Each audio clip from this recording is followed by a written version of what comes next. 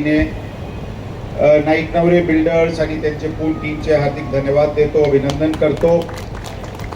त्यांनी पोलीस चौकीसाठी या परिसरात जागा राखीव ठेवली, त्यांनी त्याचे इमारतीसाठी आज भूमिपूजन होत आहे आणि खऱ्या अर्थाने ऑक्टोबर महिन्याचे काळात ज्यावेळी या परिसराचे नागरिक एक घटना घडली होती इथे आणि या परिसराचे नागरिकांचे एक डेलिगेशन आमच्याकडे आला होता की इथे चौकीची गरज आहे।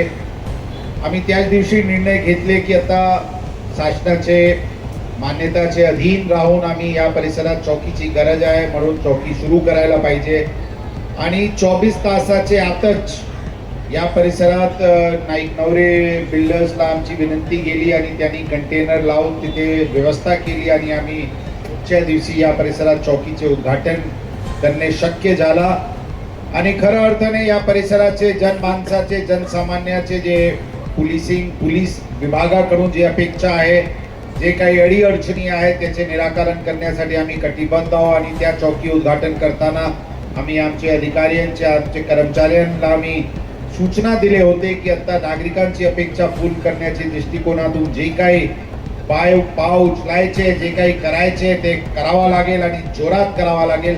आणि खऱ्या अर्थाने मागचे काळाचे जे क्राईमचे आमच्याकडे स्टॅटिस्टिक्स डीसीपी मॅडमनी दिलेली आहे, भाग 5चे गुन्ह्याचे प्रमाण असतील, बाकी इतर सर्व गोष्टीचे प्रमाण असतील, त्यामध्ये अंदाजन 60% पेक्षा जास्तीनी घट झालेली दिसते।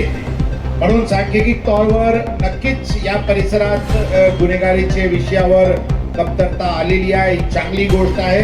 आणि आमच्या इथे ठाणेदार वानवडीचे आणि चौकीचे इंचार्ज सगळे अधिकारी इथे उपस्थित आहेत, त्यांचे वतीने आणि त्यांचे ते आमचे अधिकारी संबंधित कर्मचारी पुढचे काळात आणखी जोरात काम करून या परिसरातून खऱ्या अर्थाने गुन्हेगारी हद्दपार करण्याची आम्ही प्रयत्न करू आणि 100% आपले या परिसराचे नागरिकांचे सहकार्याने आणि त्यांचे एक पार्टनरशिपनी इथून आम्ही नक्कीच या परिसराला स्वच्छ करू आणि रामटेकडी परिसर खरं इथे राम राज्य स्थापित होईल या दृष्टिकोनातून आम्ही प्रयत्न करू। आणि आमचे गांजा विकणारे असतील, आतमध्ये झोपडपट्टीमध्ये काही मटके चालवायचे रेकॉर्ड असते, 10 वर्षाचे अशा प्रकारचे क्रिमिनल्सची यादी काढा, त्यांचे मन परिवर्तन झाले असतील तर योग्य, झाले नसतील तर 48 तासाचे मन परिवर्तनचे संधी द्या आणि 48 तासानंतर त्यांचे खरा इथे परेड काढा की ते त्यांचे मन परिवर्तन होतील।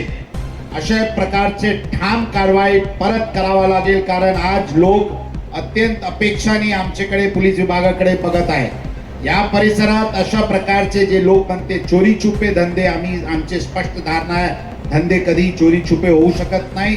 जरा चौकीला आणखी जोरात कार्यान्वित करून एक ताकदीने आम्हाला समोर जाण्याची एक संधी मिळायला पाहिजे की चॅलेंज आहेत, धंदे दाखवावेत आणि आम्ही तुम्हाला म्हणजे त्याच्या लोकांना जवाब विचारायची एक संधी असायला पाहिजे, एक चॅलेंज असायला पाहिजे।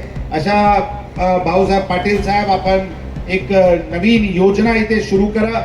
मला पूर्ण विश्वास आहे की सगळे 99.99% चांगले लोक आहेत, ते आपले सोबत उभे राहणार आहे।